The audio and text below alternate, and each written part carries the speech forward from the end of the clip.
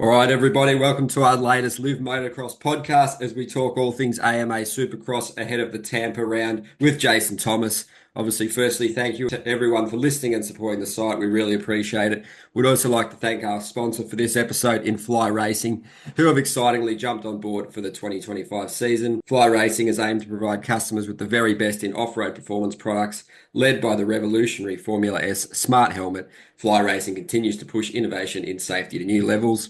Never before has style and technology blended together so seamlessly as the 2025 Fly Racing lineup. For more info, check out flyracing.com or your local Western Power Sports dealer. Also, follow flyracing.global on social media and cheer for all their athletes at the SMX World Championship races. All right, JT, thanks again for taking the time to join us, mate. How's life? And I'm sure you're flat out. Everything's good. It's East Coast time, so that presents a lot of new things to talk about. Complete new list of 250 riders, which this 250 East is deep, but there are a ton of storylines there to get into, which we'll do. But yeah, on a personal level, it just means my flights are a lot longer each Thursday and Sunday. But so be it. Let's get it on.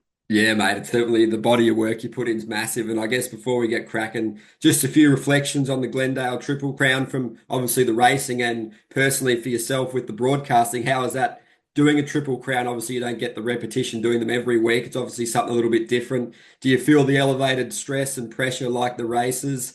Or do you feel like you have more time because there's a little bit more actual racing on the track? There's a lot to consider for you guys too, not just the races. But what was your take on it, mate? The track definitely threw up some pretty awesome obstacles and racing, and there'll be a few sore blokes for sure. That's a given. Yeah, I truly enjoy it.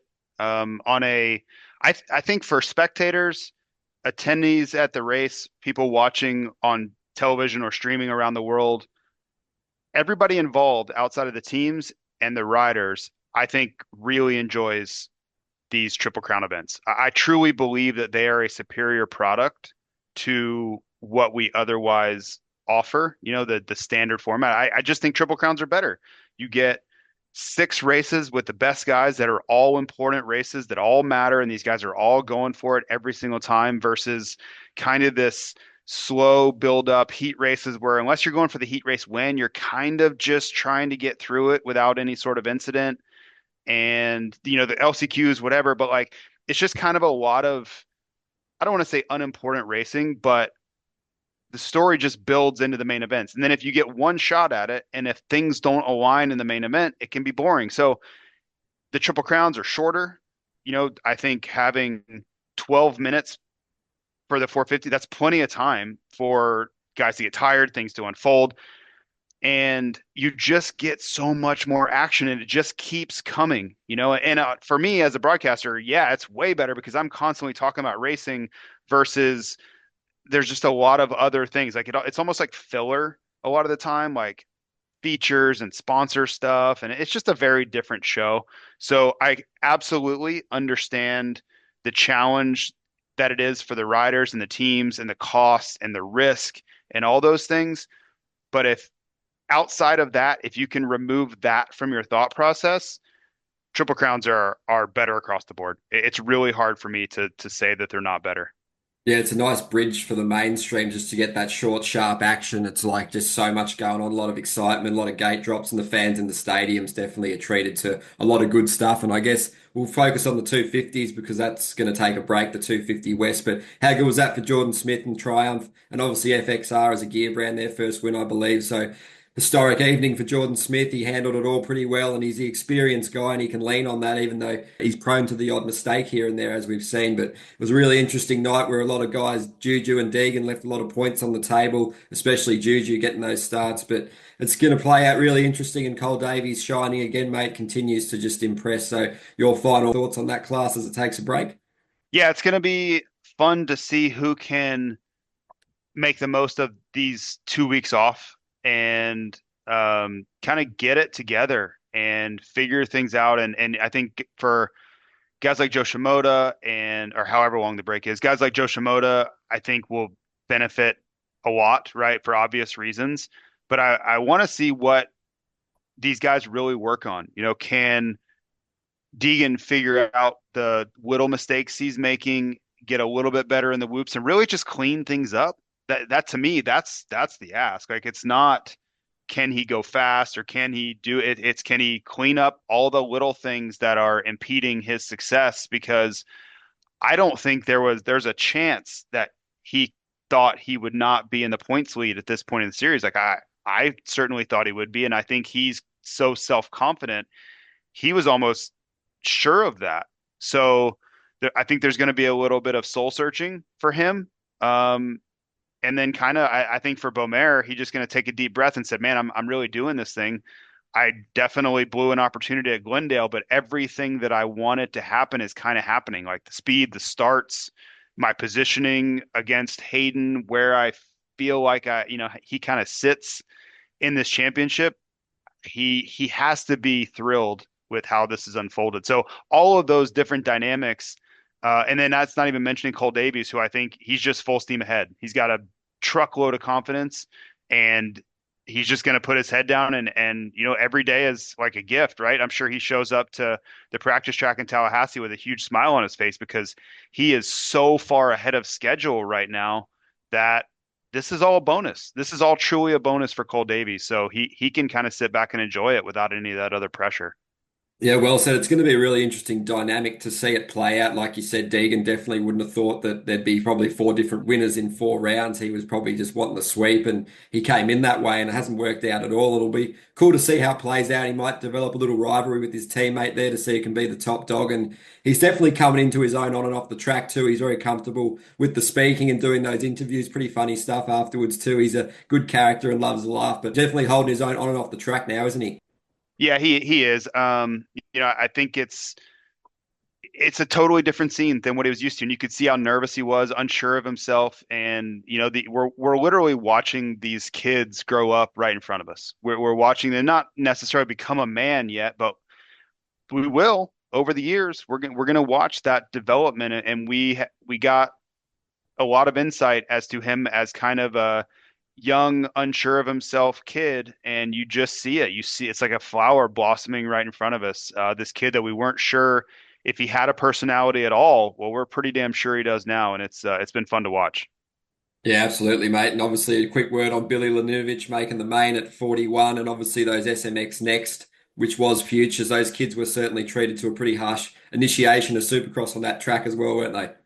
Yeah, that was a tough ask. That track was, I think it was challenging for the best of the 450 class, let alone kids that have never seen something like that. So when I looked at the track on Friday, I was a little nervous for how this would go. And unfortunately, some of those fears were realized early on because when you look at, we had two SMX next practices and we had two red flags to start them off. So that's not not ideal. Um, but in the end, the racing turned out okay. We had one red flag during the race, so I need to mention that. But I think it was Jeremy Fapani, who is a really great racer, and I think he's relatively okay. I didn't really get an update, but he was able to get up and get off the track. But tough setup. But in the end, for the most part, we got out of it okay. But I don't know. I don't know if it's a fundamental thing they need to look at as far as when these SMX next rounds are, and do they factor that into the track build or not? That's a possibility. I think you could also take in that same thought process. Do they factor that in for a triple crown, knowing these guys have to race 3 times in succession and the intensity is higher? Do they want to build the most difficult racetrack that we've seen in years on a triple crown and an SMX night at the same time? Like that's probably something that should be asked this week.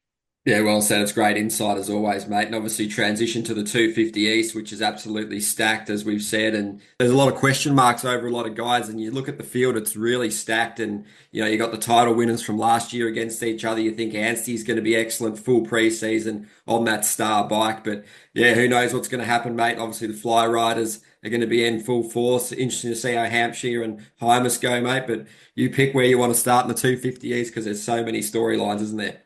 Yeah, where do you even start with these guys? Let's start with Tom Bial. He's the defending champ, and he's had a really quiet offseason. And to me, quiet is a very positive thing. And that might be counterintuitive, but quiet is just doing your laps, doing your training. Nothing's really going wrong. You're not grabbing headlines because if you have a big crash or an injury, everybody hears about it. Or at least in my world, and I'm fortunate to hear these things. I would have heard about it.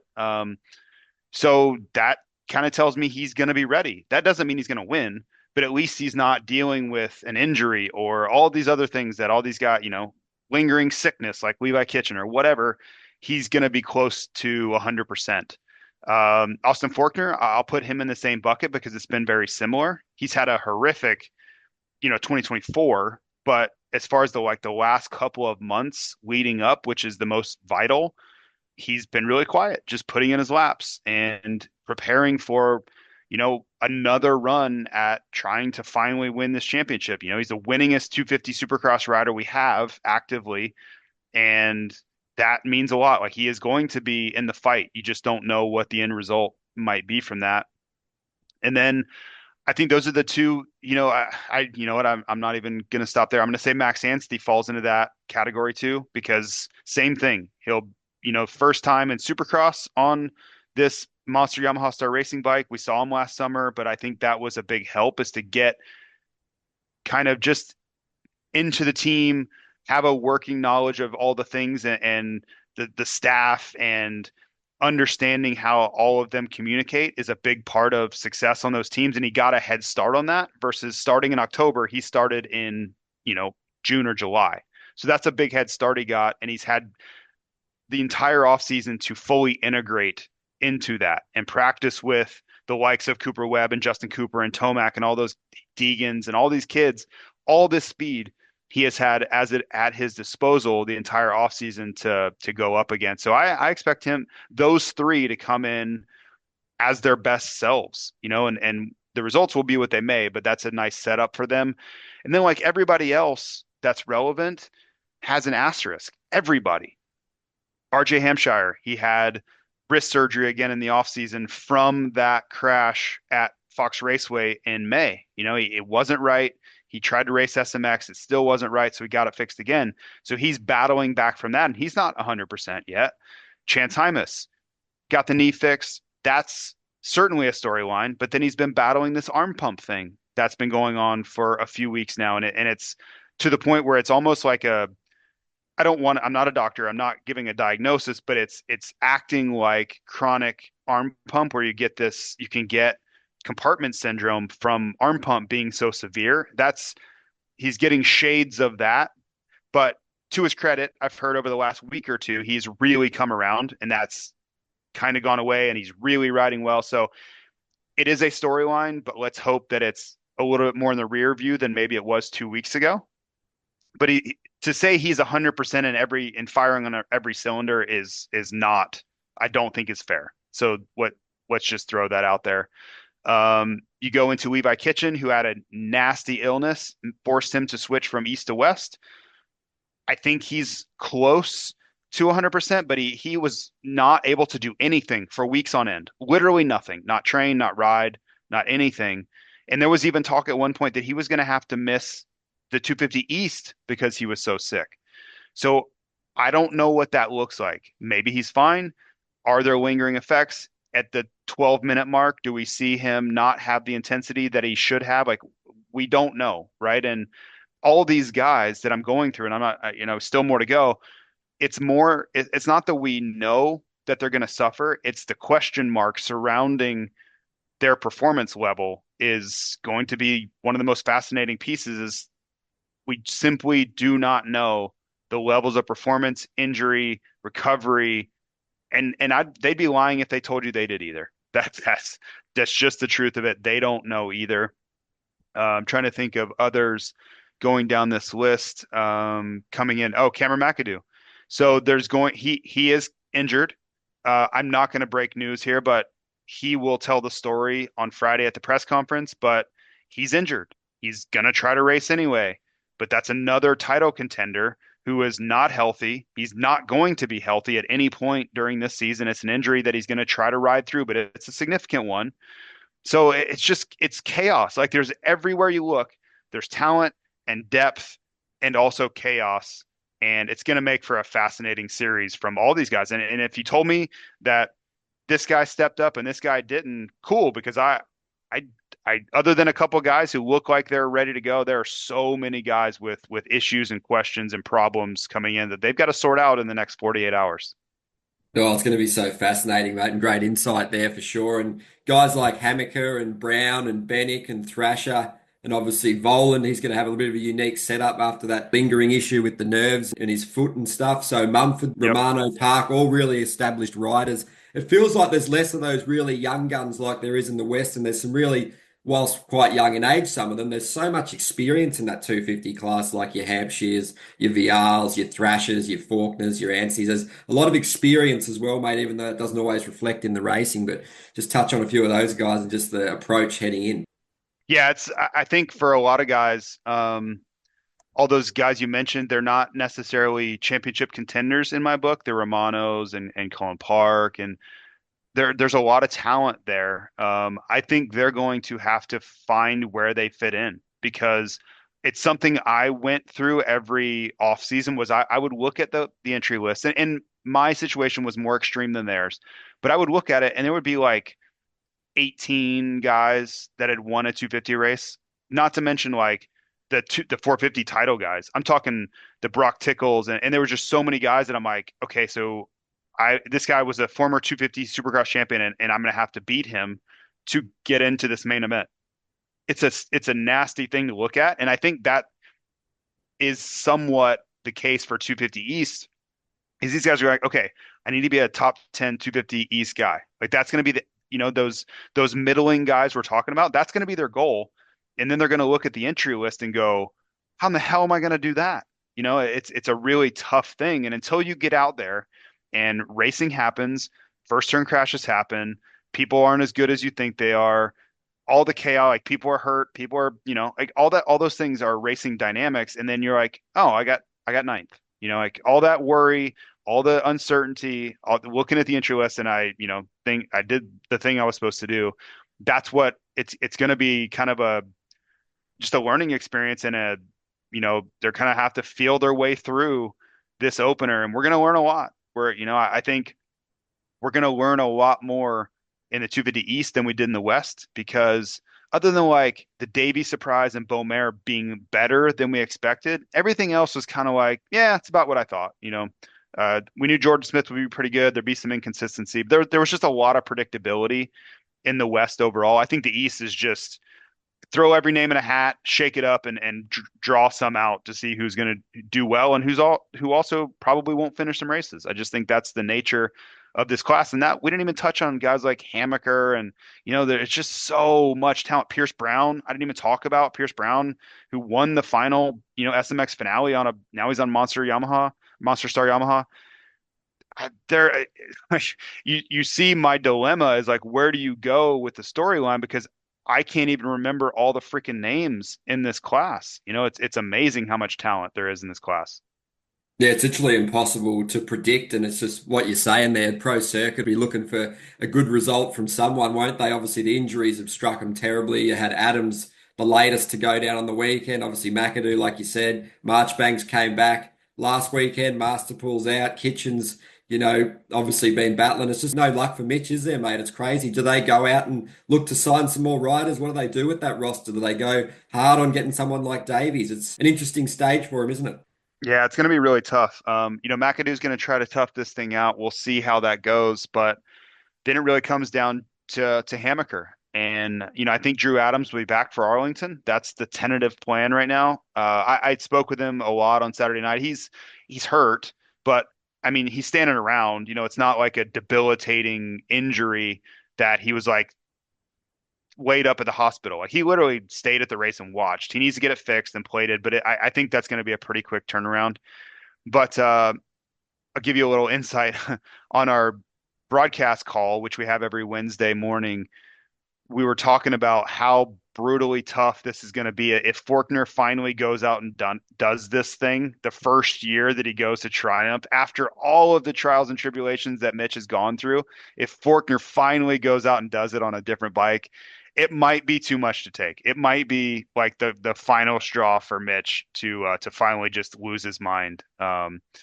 He's up against the deepest class I've ever seen for 250s, but he's got to be near the top. But to your point, yeah, this is Mitch is being tested. His patience is being tested, and you just wonder after so many years of dominance, if this is like the reversion to the mean period of this story, where it's so much success and domination and, like 2004, 2005, 6, 7, like nobody could touch those guys. Nobody could touch those guys. And now it just seems like they just can't do anything right. They're working harder than ever and they just can't get things to go their way.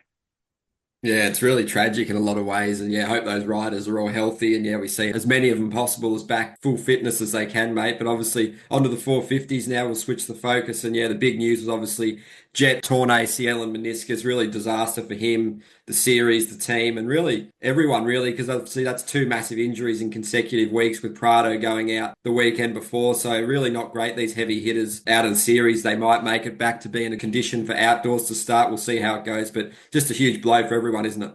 Yeah, it's tough. It's a bad deal. I mean, I think it's the biggest story in the sport that we've had probably since last time he hurt himself at going into Redbud, during the week there.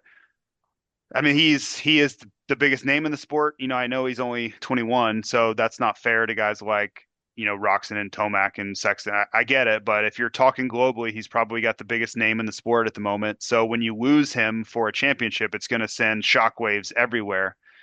Um, there's been a lot of conjecture in the last couple of days about being back for Fox Raceway and these things, and I personally believe he will be back. I think he'll be at on the line at the opener. I don't think he'll go 24-0 like Stu did. It's a different field. He doesn't have this gigantic gap, or any gap really over the field like Stu did as far as talent and ability. But I do think he'll be there. I think he'll just try to get some points and suffer through it because let's be honest, he could probably ride with one hand and get 10th. Like he's just that good. He really is. Um, but I do think he'll be there, and it's so critical not only for the points, that's really important. And you think about what the SMX playoffs look like, the seeding to win that third SMX World Championship, you need to be seeded pretty highly.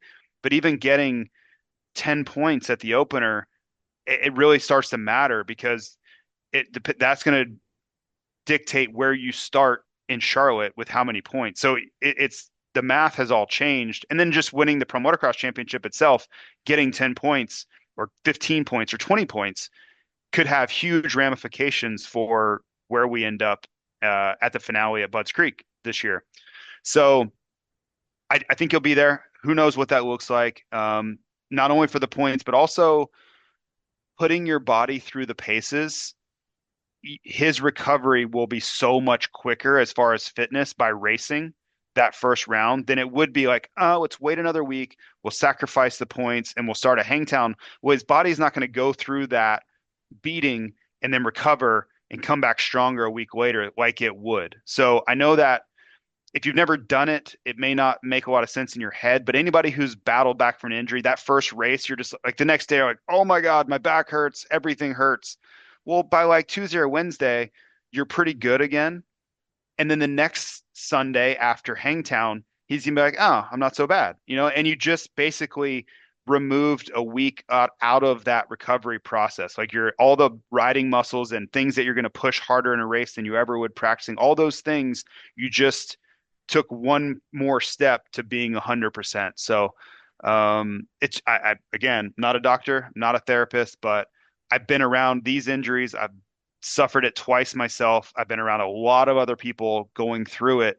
And to me, a little less than 4 months is certainly doable with when you think about the modern medicine. He's going to have every resource on earth available to him. Anything, all the latest tips, tricks, stem cells, everything that there is, he's going to have available to him.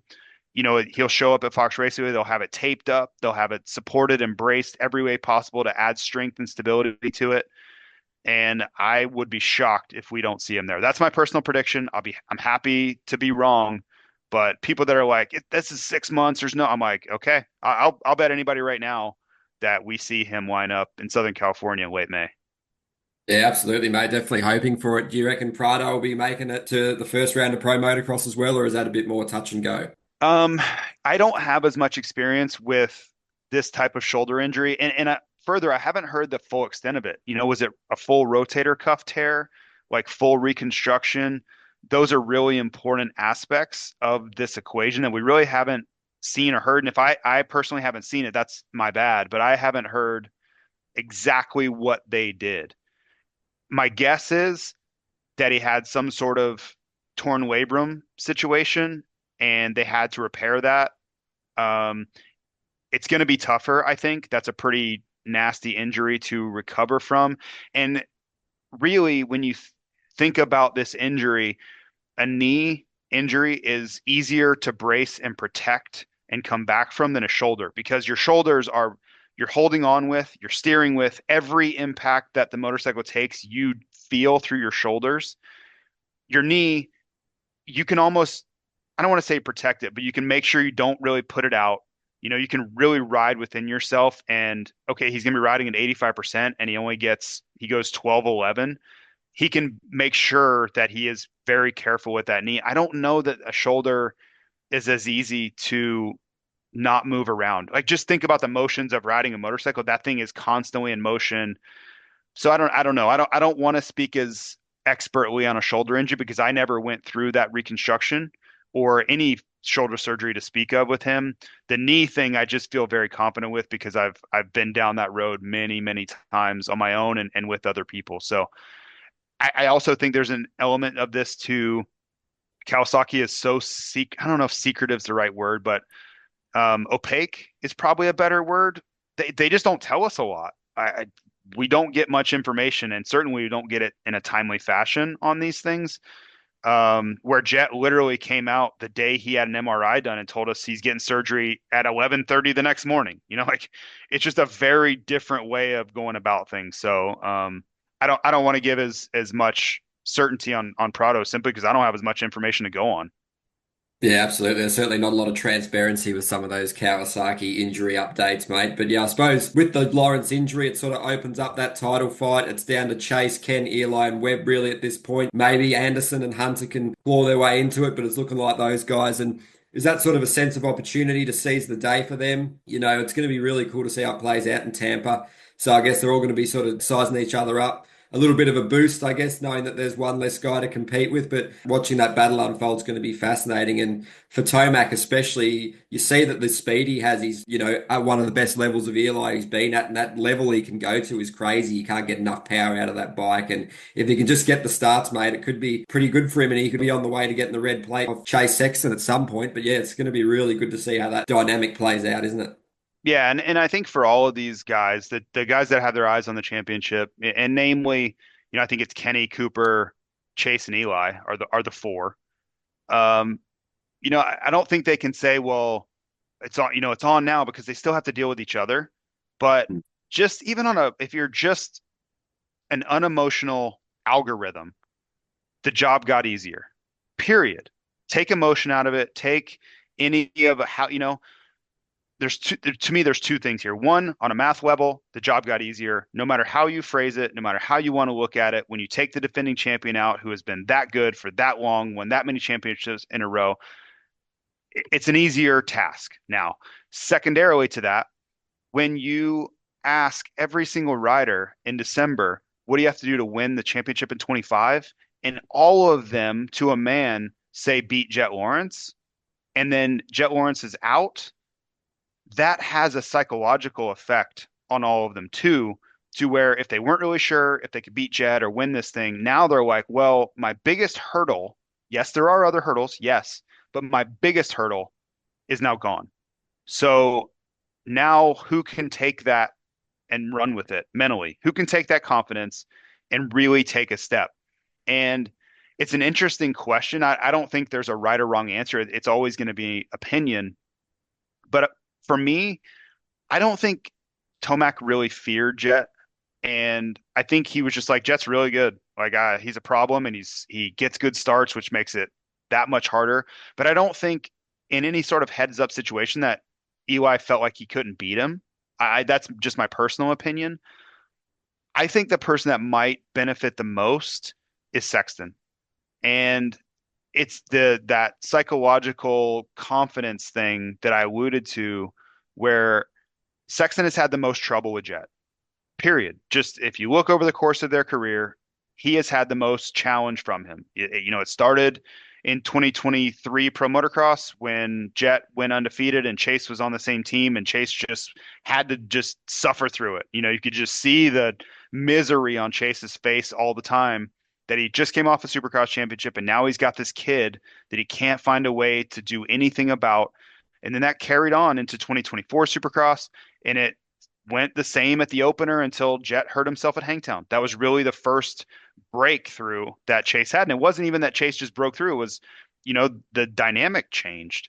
So look at how Chase responded in that Pro Motocross Championship when Jet left the series. That's what I would tell you is on the table. I'm not saying it's going to happen, but that's what I'm going to be kind of looking for is for Chase to be like, oh, like he's going to see this opportunity for what it is. Now he's got to deal with Eli. That is a huge problem. And he's got to deal with Cooper Webb in Supercross, who is a much different animal than he is to deal with in motocross. Those are two things that I cannot overlook, and I don't want to downplay them because they are very important. But confidence is an incredibly powerful thing. And I think when you remove Jet from any equation, by default, Chase Sexton's confidence goes higher. I just think that is a direct correlation you can draw from one to the other. Remove Jet and add confidence to Chase. And I don't know if that's ever going to change. I just think that has been reinforced over time, and we're going to find out if that's the case again. Yeah, it's a really interesting one to, look at from Sexton's perspective. Obviously, those first two mains, he finished behind him in Glendale. From his perspective, he might actually want to face and, one day beat Jet straight up in a title fight through a whole season, because I guess there's a lot of those haters that'll always put the caveat on it. Oh, he won the title without Jet, but he probably maybe somewhat frustrated he didn't get to have the chance to battle with him all season. I guess it's an interesting mindset. You can look at it both ways, can't you? Yeah, you can. It's a great part of this is it's all speculation. We're just looking at what the possibilities are, and the entire basis of what we thought we knew has changed this week. So I think looking at every angle, so we're prepared for what might come is the prudent thing, and it's also a lot of fun. This is classic bench racing. It sucks for Jet. It's in every way. It sucks for the sport. It sucks for Jet. It sucks for the entertainment factor, but there's nothing we can do about that. So let's lean into 4 riders over the age of 28, all about to battle this thing out. I'm not going to say to the death, but they're going to leave it all on the racetrack to try to get this thing, because I think all of them, certainly Eli, I would say certainly Kenny too, maybe not so much Sexton, probably not Sexton, but I think all of them have to look at this and say, this might be my last shot. This might be, you don't know. I think Webb's only 28, so I don't want to get carried away. But you only get so many opportunities to win these titles, and when the guy that everybody considers next, air quotes around next, and I'll just say it, he's one of the best riders I've ever seen in my life. When he's out, you don't know how many other times you're going to get that. So you really got to act when the opportunity is in front of you. Yeah, it brings us back to, around the nations time we were speaking, and you were saying, enjoy these guys while we can, your Tomacs, your Roxons, Andersons, and even in the GPs, guys like Hurlings and Febvre, there's not a huge amount of time left racing them, so it's a really golden age, I guess, 2025 to just enjoy these races and hope they all stay fit, mate. So, yeah, absolutely. But yeah, Cooper Webb, mate, would love your take on him. Obviously, on the broadcast, you mentioned, I believe, his average position at Glendale heading in was 7th, so massive confidence boost. He loves proving people wrong, and he's banking some really good points, and he had that little comment about RC saying he'd finish 8th or something in the wild card. So, yeah, Webb's building, mate, and that's dangerous for the competition, isn't it? It is, and I think there's something to an aspect of a series is there are races, and this is independent for each rider. It's unique to each situation, but each rider knows going in when you get off the plane, it's like this is going to be a tougher one for me, or this is going to be one where I should be good. And if you're championship minded, you're like, I kind of need to be good. And when you can mitigate the tough rounds like for Webb, his average finish there was a seventh, and he knew it was going to be tough. And when you come out of there with a second, that's great. Like that's putting you way ahead of the curve. So now we're swinging east, and the last time we were in Tampa, Webb won. That fact is not lost on him, I promise you. And then we go to these other rounds where he's had a ton of success. We go to Detroit, we go to Arlington. He's won 6 times in Arlington. We go to Indy. Like we go to these rounds where he knows that everything works in his favor. Tracks are slower, traction's better, tracks are going to deteriorate. All the things that he wants the tracks to do are going to be conducive for success for him. And he just came off of his worst track where he way overperformed the narrative and the expected outcome. So he's in a really good place. He needs to really take advantage of these. That's the other side of this coin is when you're supposed to be good, you damn well better be good. That's part of this. But I think mentally he's in a good spot. I just the confidence, and he was truly bummed for Jet, no doubt about it. But for himself and his own outlook on this series, I think he knows I don't want to say the catbird seat because he's not even the points leader and he hasn't been the points leader yet, but he's very big picture minded and he knows how this kind of goes. He's seen this movie before. And if he continues to get better as the tracks start to come to him, that's a pretty good setup for the number two. Yeah, well said, mate. 100%. He would have definitely taken being 10 points back after the first 4 rounds, given the tracks they were. So, another guy that you'll be looking at, does he sustain the title push for how long is Kenny? Is it unreasonable to expect that? He keeps just having that staying power and the speed's really good. He's looking really fast, and obviously he's happy with the bike. He's happy with the team, him and Larry, and he's a joy to watch. Those sections where he was launching it into the whoops, mate. He's really doing some great stuff and he's feeling confident clearly to be hitting those big sections like he was at Glendale. And yeah, how do you see the rest of his season playing out? It's just going to be a good one to follow. Yeah, I mean he's as good as we've seen him. I still miss some of the little things he did on the Honda, but I think that's just more of a motorcycle nuance than it is necessarily him. Just the Honda is a quicker turning, more nimble motorcycle than the Suzuki is, so he's able to do different things. But I think the Suzuki's a lot more stable, so he trusts the Suzuki a lot more than he ever did the Honda. So there's give and take there, but he's on form. He's riding the best that I think he can. The question is, and it's the same question that it's always been, is does this form going into, Tampa round 5, is that the same form that he has at round 15 or round 12? That's the question. And nobody can answer that. There's no way that anybody can tell me yes or no and say for sure. We know what the trend says. We know what history has says, and that says it's no. And went back and had our stats team look at it, and he's 2 positions worse in the second half of the series than he is the first half. First half of every series, Supercross series, is a little over fourth, and the second half is a sixth.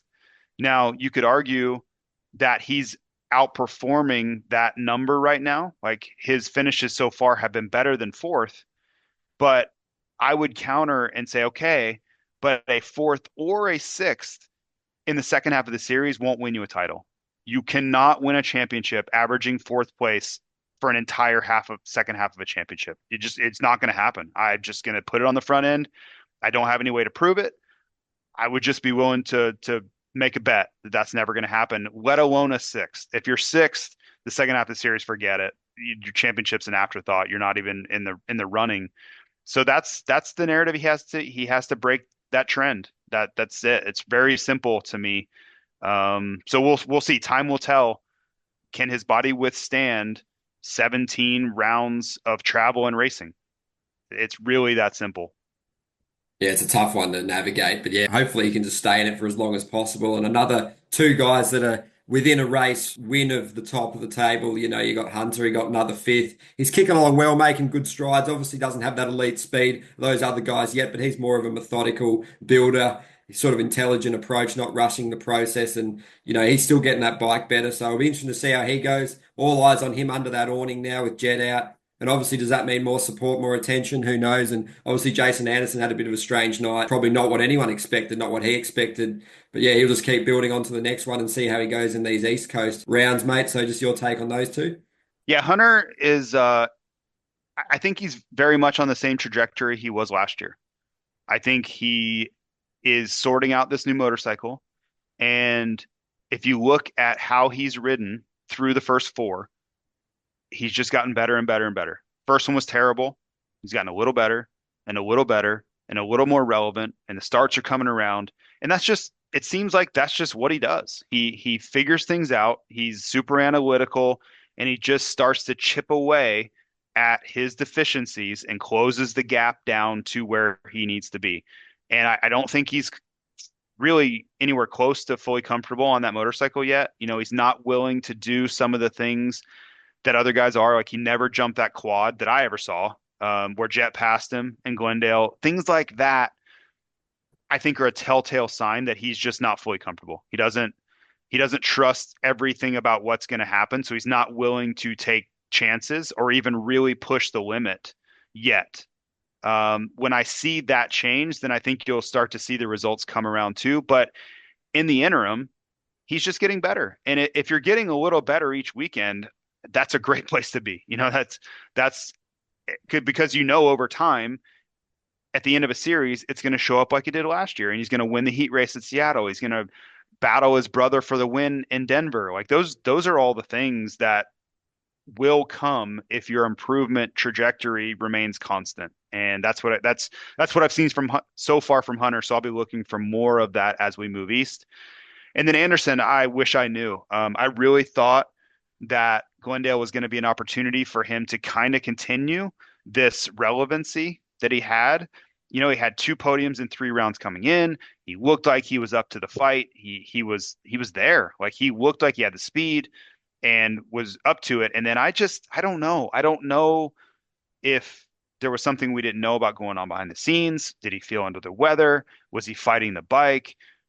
I don't have an answer for it. It was just a very uninspired evening for Jason Anderson at an event where you thought he would be good. Shorter race, low traction environment where he excels, close to his home. He's from New Mexico. It's Arizona. It's just right next door. Like there were a lot of things aligning for him to have a great night in Glendale, and none of that came to fruition. So I don't know.